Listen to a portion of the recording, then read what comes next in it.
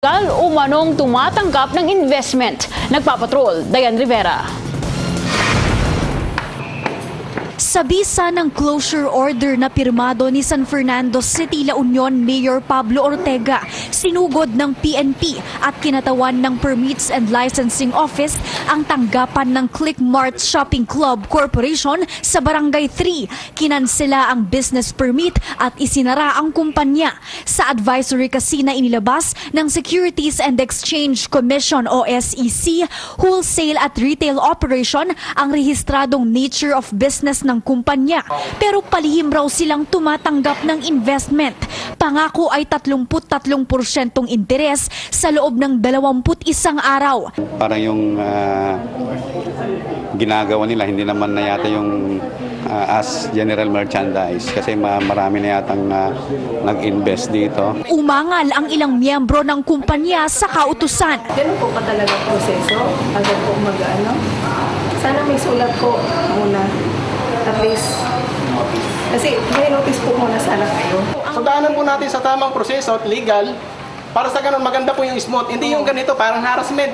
Dapat ang SEC ang nag-order sa main office namin para isa na lahat ang operation namin. Hindi yung isa lang isasara mo eh. Nanluloko ba kami dito sa... Mayroon ba naloko sa inyo? Wala!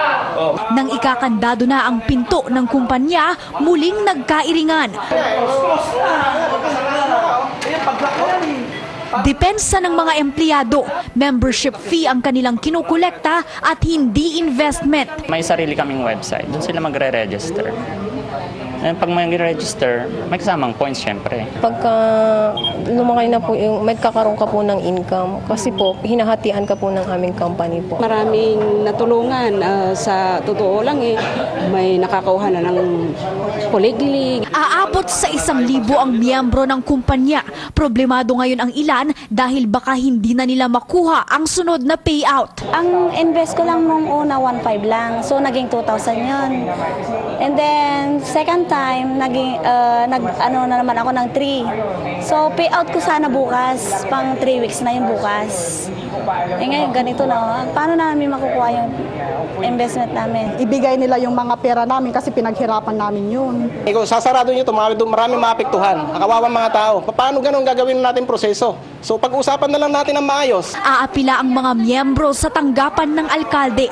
May pangunahing tanggapan ang kumpanya sa Maynila. 10 ang branch nito sa iba't ibang panig ng bansa, gaya ng General Santos City at Mindoro.